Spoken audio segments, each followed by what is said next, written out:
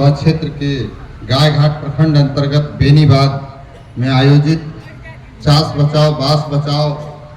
बागमती संघर्ष मोर्चा के अध्यक्ष भाई जितेंद्र यादव जी,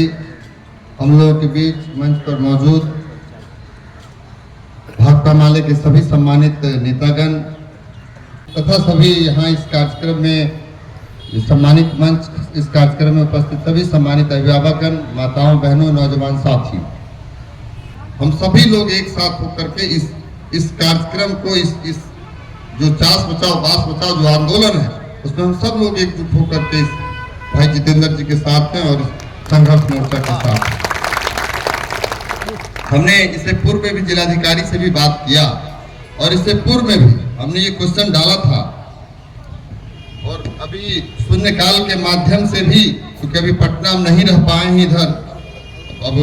होली के बाद वहां रहेगी तो शून्यकाल में भी ये क्वेश्चन जाएगा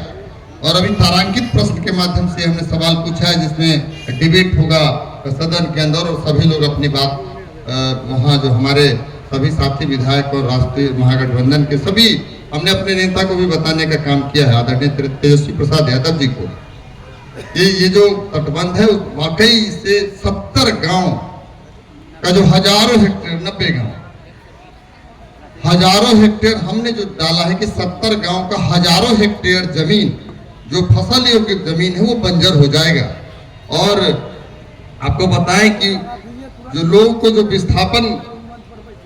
विस्थापित होंगे उसके लिए कोई उस तरह की सुविधा भी नहीं की गई है। पूर्व में जहां जिधर काम हुआ लोगों को आज तक उसका भुगतान नहीं किया गया। इसकी एक बैठक हुई थी पूर्व में, हमको लगता है 2 साल पूर्व, जिस समय माननीय मंत्री थे विभाग के रामसूरत राय जी, उस समय बैठक हुई थी। उस बैठक में हम थे और हमने पूरी बातों को रखने का काम किया कि भाई ये कोई काम होता है वो जनहित में काम होता है। सरकार समाज के हित में काम करती, समाज की रक्षा के लिए, उसके विकास के लिए योजना बनाती है, लेकिन इस योजना से विकास की जगह विनाश हो रहा है और इसमें हजारों परिवार इससे विस्थापित हो रहे हैं और उनका जो घर और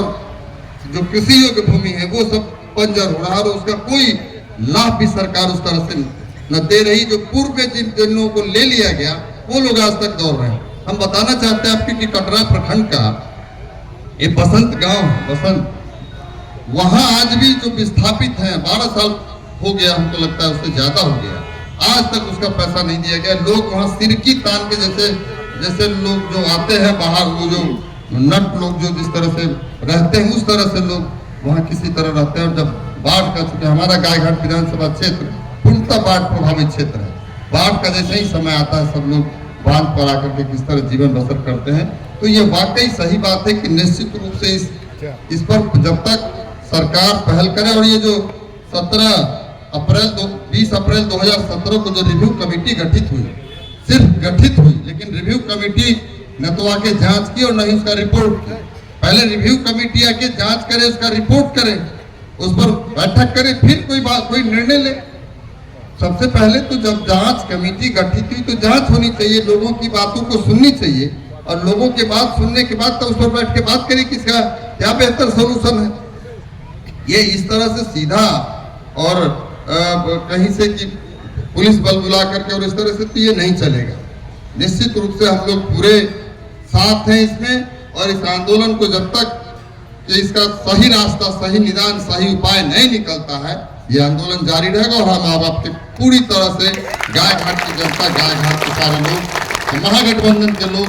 जिसमें राष्ट्रीय जनता दल और सभी जो महागठबंधन के लोग एक होकर के हम इस लड़ाई को लड़ने का काम कर रहे हैं और आगे भी करेंगे।